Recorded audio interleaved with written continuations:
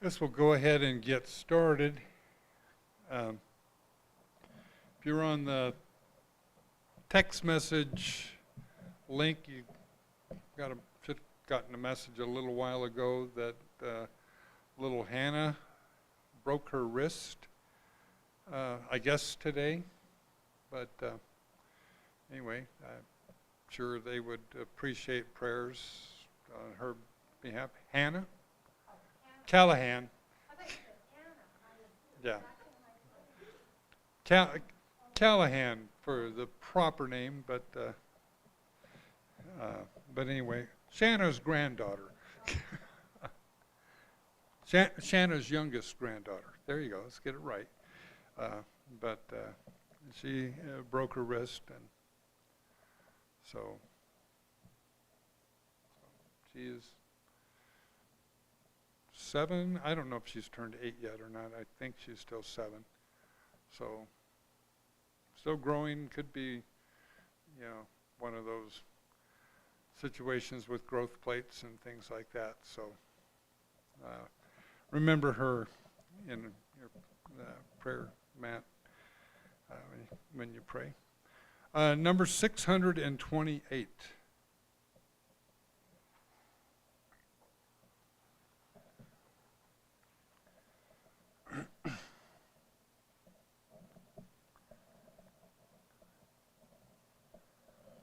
I haven't sang this in a long time, so I don't know. Hopefully I'm not springing a new song on people. But 628. Used to be not so bad springing new songs, but I can't keep up as easy as I used to be able to. Excuse me.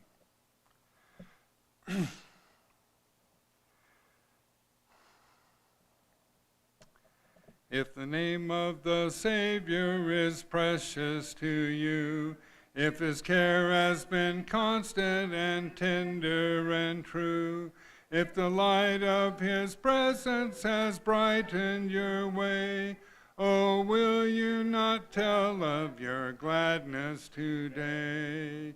Oh, will you not tell it today? Will you not tell it today? If the light of his presence has brightened your way, oh, will you not tell it today? If your faith in the Savior has brought its reward, if a strength you have found in the strength of your Lord, if a hope of rest in his palace is sweet, oh, will you not, brother, the story repeat? Oh, will you not tell it today? Will you not tell it today? If the light of his presence has brightened your way, oh, will not tell it today? If the souls all around you are living in sin, if the Master has told you to bid them come in, if the sweet invitation they never have heard, oh, will you not tell them the cheer-bringing word? Oh, will you not tell it today? Will you not tell it today? If the light of his presence has brightened your way, oh, will you not tell it today? Good. That obviously was not a new one. Yeah, that has been a long time. Yeah. 655.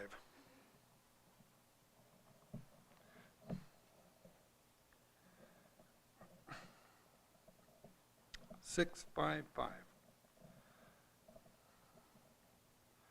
Would you be poured out like wine upon the altar for me? Would you be broken like bread to feed the hungry? Would you be so one with me that you would do just as I will? Would you be light and life and love my word fulfill?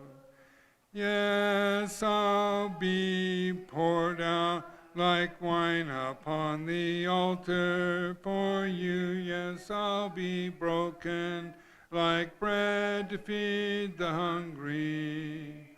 Yes, I'll be so one with you that I would do just as you will. Yes, I'll be light and life and love your word fulfill.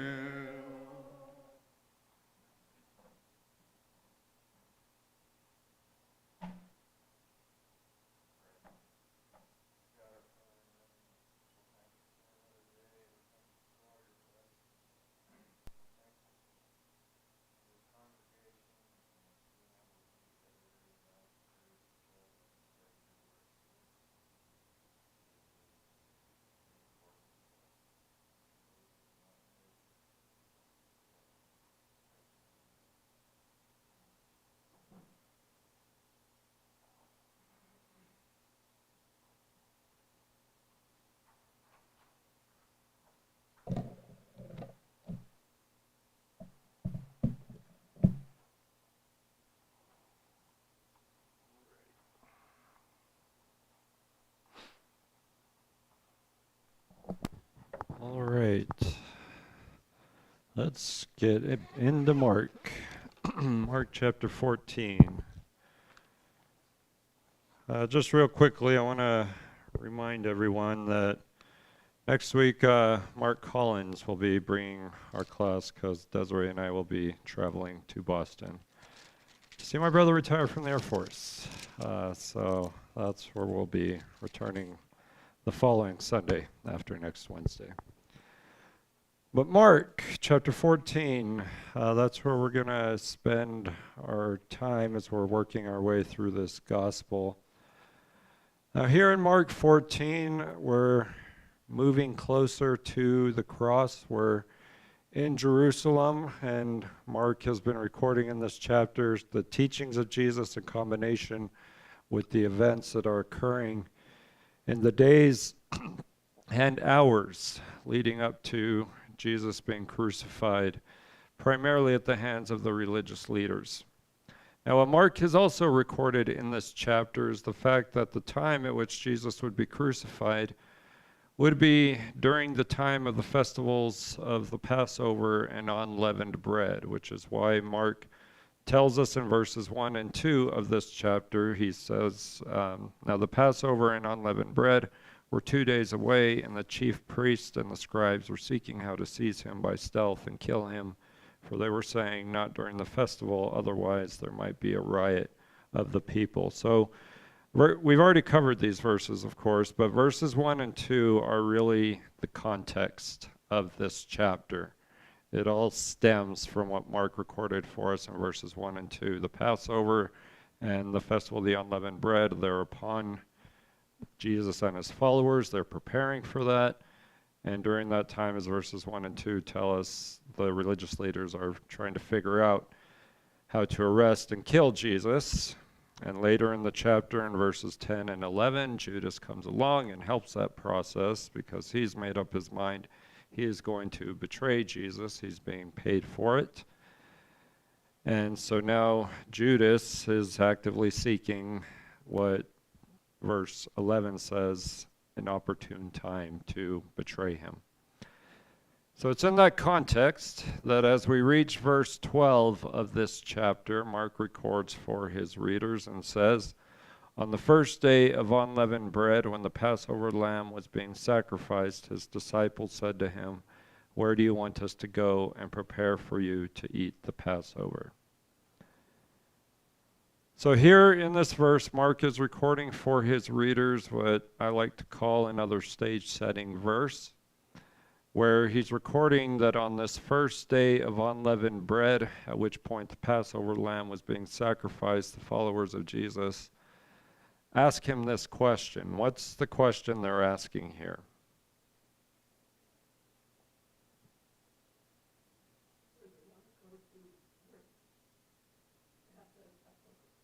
That's it. Where do they want to go to have the Passover? More specifically, they asked Jesus, where do you want us to go, Jesus, to get ready for the Passover? And this all occurs, as Mark tells us, on the first day of unleavened bread. Now, with that in mind, we do have not only a stage-setting verse, but we have a timestamp here, what I'm calling a timestamp. And at this point in the events that are moving us closer to the cross, we're on Thursday. This is Thursday before the Friday on which the crucifixion would occur. And so it's on that Thursday that Mark tells us that the Passover lamb was being sacrificed. This is just reminding us of a fact concerning the Passover. All Jews at the Passover were obligated to sacrifice a lamb. All kinds of regulations behind that we read about in the Old Testament that we're not going to get into tonight. But it's on that day, again Thursday, that Jesus' followers asked Jesus the question we read here. And so at this time, the Jews are preparing to eat the Passover meal, and the meal consists of this Passover lamb that's being sacrificed that needed to be prepared also according to Old Testament regulations. So they're asking Jesus, where do you want us to go? Where should we go to make these preparations? Questions or comments on verse 12? Okay. So it's verse 12 that sets the stage for what Mark will go on to record in verses 13 through 16 of this chapter, where we read Jesus' response to the question. And their response to the question he was asked, where 2 points are made about where this Passover meal is going to be prepared. Now, this Passover meal that we're going to be talking about is kind of the segue into the account concerning what is more commonly known as the Last Supper. This is the last Passover meal that Jesus would enjoy with his followers prior to his crucifixion. So what we're going to be looking at tonight is where the Last Supper would take place. In other words, the location of it is what we're going to be dealing with tonight. And as I said, there are 2 points concerning that. First point Mark makes in verses 13 and 14 is that the Last Supper would take place in a guest room. And the second point Mark makes in verses 15 and 16 is that the Last Supper would take place in a prepared room. Those are the things we're going to see. And after looking at these things, what we'll learn from these verses is that Jesus wants us to prepare for him. Talk about that more when we get there. So let's read verses 13 through 16, and then we'll look at these points. Again, this is Mark 14, beginning in verse 13, we read, "And he sent 2 of his disciples and said to them, 'Go into the city, and a man will meet you carrying a pitcher of water. Follow him. And wherever he enters, say to the owner of the house, the teacher says, where is my guest room in which I may eat the Passover with my disciples?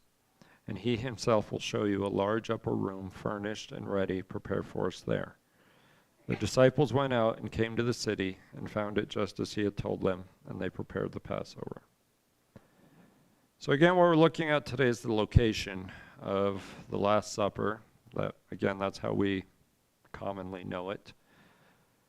But the first point concerning this is that it would take place in a guest room. Now, verse 13, Mark records for us some words from Jesus. There's instructions. What does Jesus tell them to do in verse 13?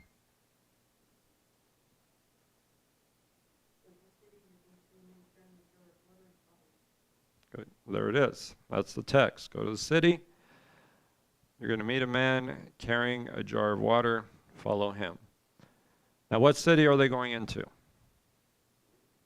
Into Jerusalem. We remember from earlier, Jesus and his followers at this point, they're not in Jerusalem proper. They're just outside of Jerusalem in a little town called Bethany. That's where the supper took place when before Judas went out to betray Jesus. So there was one meal accounted for in this chapter. Now we're preparing for the last meal. But here in verse 13, as we see in the text, Jesus instructs his followers, go into the city, which is Jerusalem, and tells them what he tells them here. Now, the information we don't have in this verse, other than Jesus speaking, is we don't know who he chose, who these two individuals were. We don't know the name of this man that he said they were going to meet. But in addition to all that, something else we should understand here is Jesus knew what was going to happen. Now, we might chalk that up to, well, Jesus was God. He knew these things. We could say that. But another possibility I'd like to submit to you here is that it's possible that Jesus had already made prior arrangements with this man. Now, we see Jesus coming to Jerusalem prior to the cross, but Jesus, being the Jew that he was, since his childhood, has probably visited Jerusalem several times throughout his life. We don't have all those times of Jerusalem that he went to Jerusalem accounted for in the scriptures. But so it's possible that he had met this man before and made some prearranged plan, and this is another possibility as to why he knew that this is who the disciples would meet. Questions or comments on verse 13?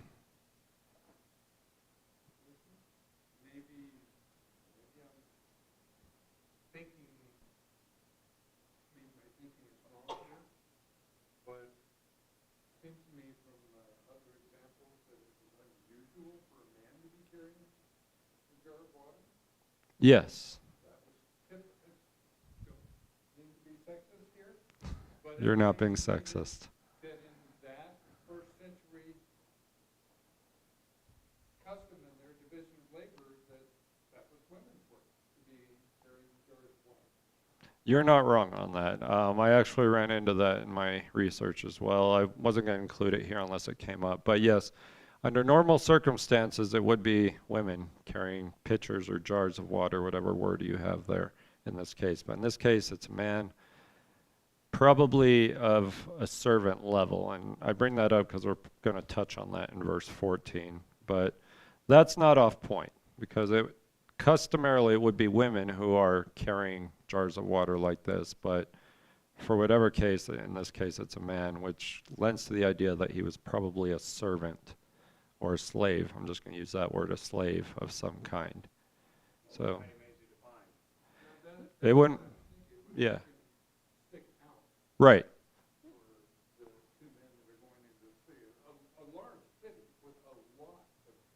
Exactly. There are thousands of people in Jerusalem during the Passover time.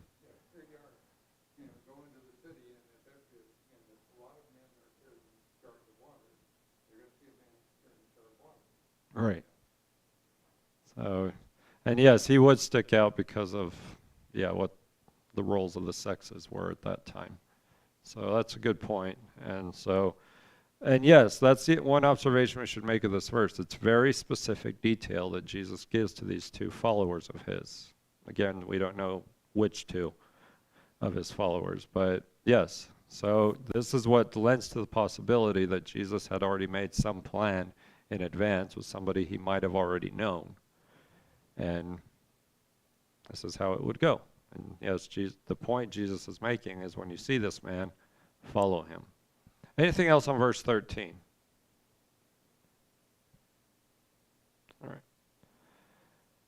So verse 14, the instructions continue. What else does Jesus say in verse 14?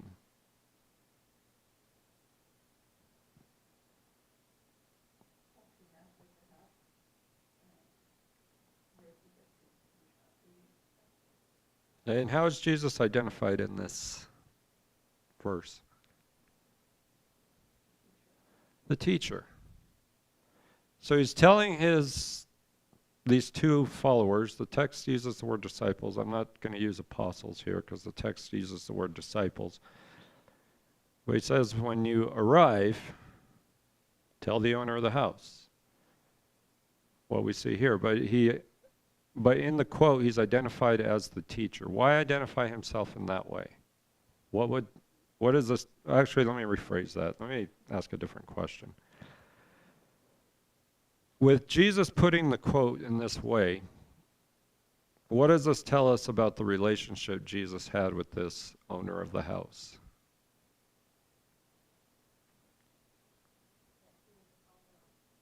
He was probably a follower also. Now, this is another part of the story that lends to the idea that Jesus might have had some prearranged plan at this point. Because he sends his followers, and he tells followers to say, not Jesus, the teacher says this. Now, I think something else we should understand here is the two disciples are following this man to this house. So the man, if we're considering it's a servant, the owner of the house is probably a different person.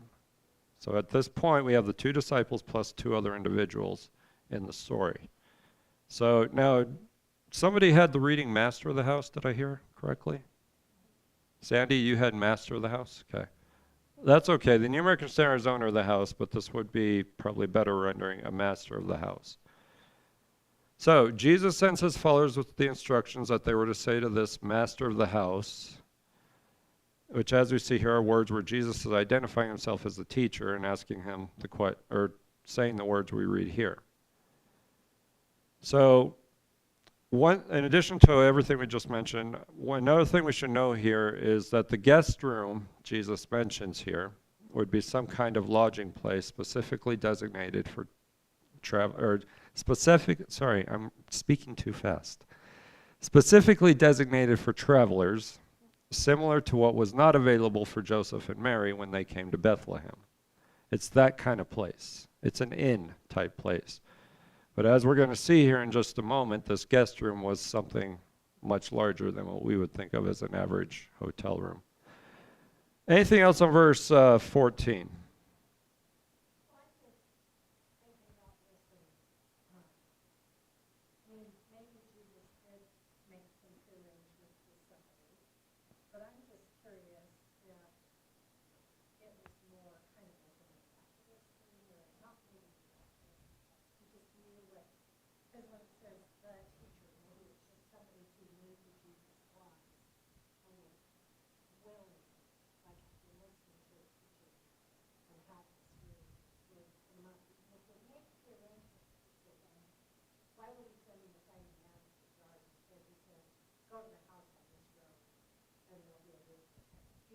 Right. So to me, it seems like it might be a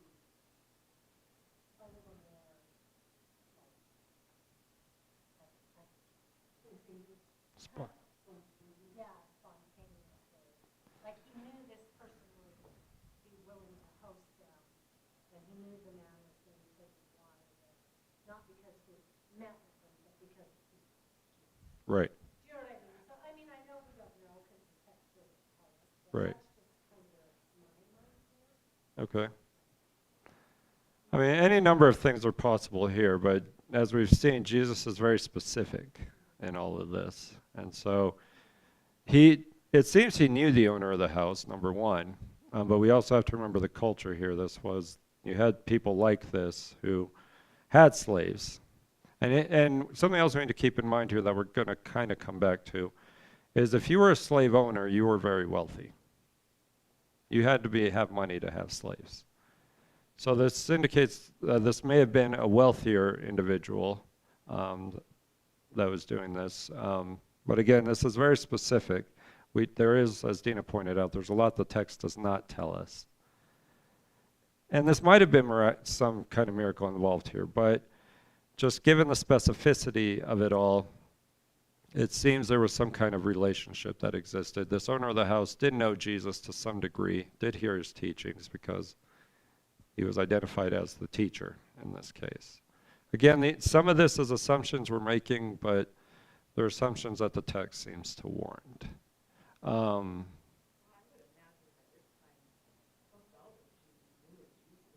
Yeah.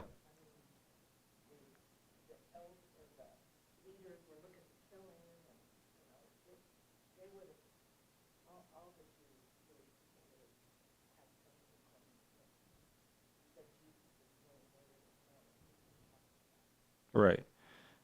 Well, they'd have to hear Jesus of Nazareth, because again, Jesus was a common name at this time. But yeah, everybody knew who Jesus was, this Jesus that we're talking about, our Lord. So that's a good point to make as well.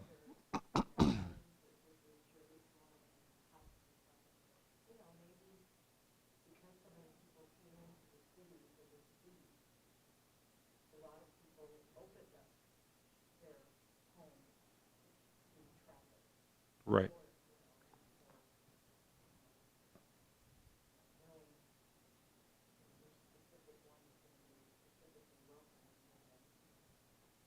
Right.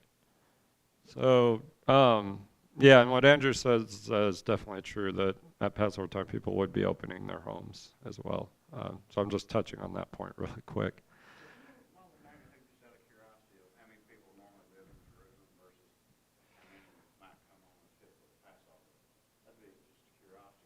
Thousands, yeah. I don't remember the numbers as well. Jerusalem is pretty packed during Passover time. So there'd be, like I said earlier, there'd be thousands of people in Jerusalem during Passover. It would be tens of thousands. Yeah. I think it'd be roughly equivalent to the population of Salt Lake, is how many people would be in Jerusalem during Passover. So, and that's in the hundreds of thousands. So, yes, Jeremiah brought up the numbers for us last week, but I don't remember those numbers off the top of my head. But anything else in verses 13 or 14? Okay, again, we're looking at the location of the Last Supper, and the point we should see from these verses that the Last Supper would take place in a guest room. In these verses, Mark has shown that the place in which Jesus and his followers would enjoy their last meal together was in a guest room. What Mark also seems to have shown in these verses is that the use of this guest room is something that was prearranged by Jesus and someone who had come to view Jesus as the teacher. And so as a result of these things, this unnamed owner of the house would have no difficulty providing Jesus and his followers with a place where they could participate in the last Passover meal they would share with Jesus. Andrea, go ahead.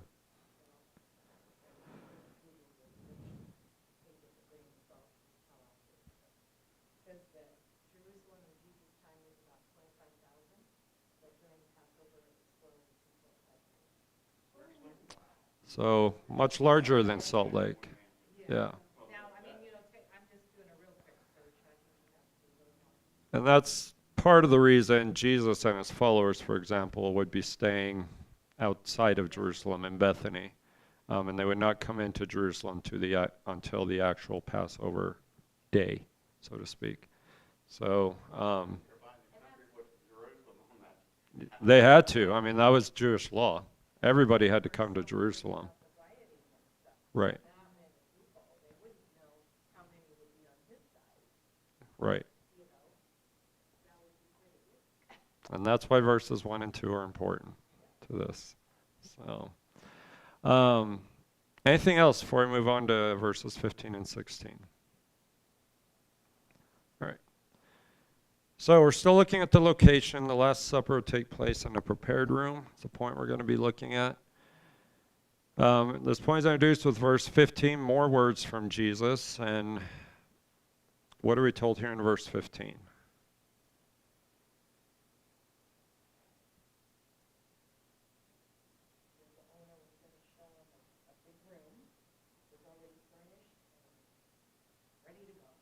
It was already furnished and ready to go. So it was a big room, and the text calls it a large upper room. So what kind of room is this? It's an upstairs room, and as we see, as Andrew said, it's big. It could be. I don't think it would be the rooftop quite yet. I mean, the rooftop was a place where people would go, but this is a room. It wouldn't be the rooftop. This would be a large upstairs room. So, so with this in mind, one thing we should understand here is that the large upper room here, it's the same as the guest room from the earlier verses. And Mark tells us here at this guest room, let me rephrase that. This guest room was larger than a typical guest room of the time. Now, the place Mary and Joseph would have stayed, if there had been room in that story, smaller room. That was Bethlehem. Here in Jerusalem, rooms are a little bit larger, but to have a large upper room, you'd have to be wealthy to have this upstairs large room. So this is another indicator that this owner of the house was probably wealthy. Because you would have to be wealthy at this time to have homes that were of multiple levels. Your average person would only have a one-level house. Wealthier people would have multiple level houses. But what Mark is telling us about this room is that it was already furnished. It had the furniture and everything else that Jesus and his followers may have needed to enjoy the Passover meal. But Jesus says, prepare for us there. What are these two disciples being charged with? The meal. That's it, the meal. Everything else is ready. Everything, all the furniture they needed, all the other hardware, so to speak, was ready. All these disciples needed to do was prepare the meal, the Passover meal itself. Again, that is lined out in the Old Testament, how to prepare the meal, especially the lamb. Anything else on verse 15?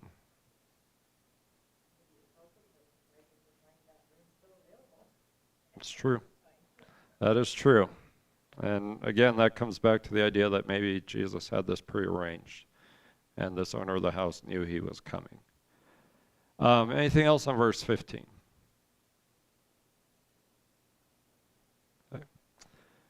So verse 15 concludes the words of Jesus, and now Mark records some additional information. Verse 16, what does he tell us?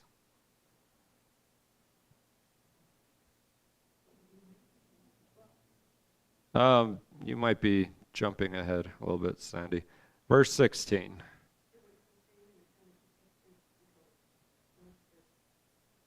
So everything was as Jesus said it would be. And so verse 16 is kind of a summarizing statement of what Mark has recorded so far. And he's making a point that deals with the fact that two disciples Jesus sent out, they obeyed Jesus and found everything just as Jesus had told them.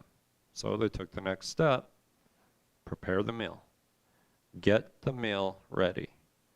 So what Mark records here functions to conclude this short section concerning how Jesus and his followers began to make preparations for the Passover meal, which would function as the Last Supper that Jesus and his followers would enjoy together. But this Last Supper is the Passover meal, the last Passover meal that Jesus and his followers would enjoy together prior to the crucifixion.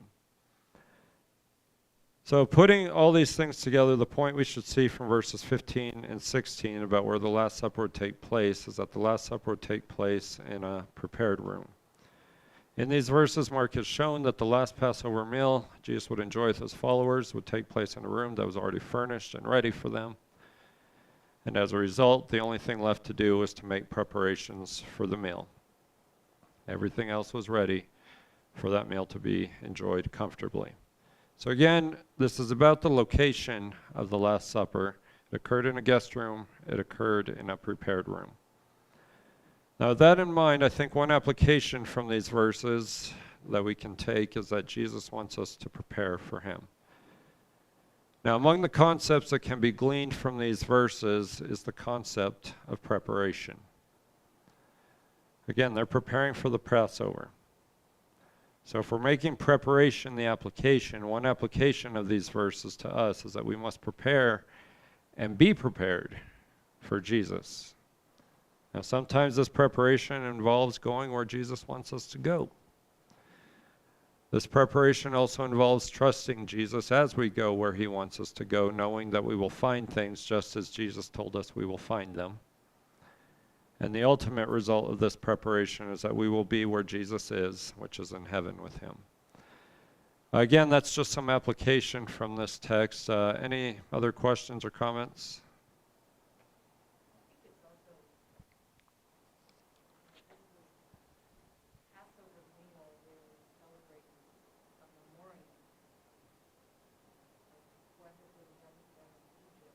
Right. And when they sacrificed the lamb, but that sacrifice and the clean of the blood, kind of the shape of the cross, what saved their firstborn. Right. And so it's kind of fulfilling a little bit. Maybe when they think back on it, apostles look back on all these days and all that, maybe even more Yeah, it takes on greater significance when put in the crucifixion context. So, but yeah, that's what the Passover meal is about, to remember what happened in Egypt, that last plague that you weren't protected from unless you had the blood of the lamb around your doorframe. So,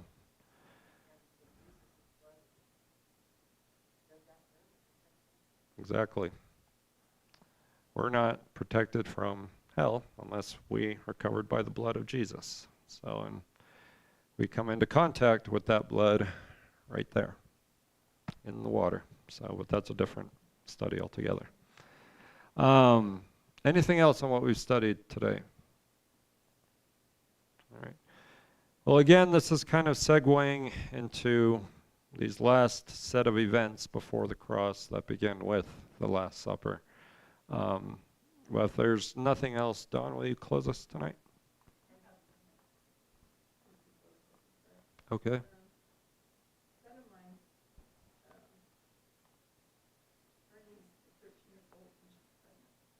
Hmm. Okay.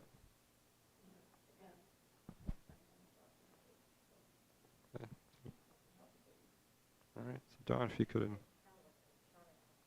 and for Hannah, yeah, she broke her wrist. So if you could include that in your prayer, Don.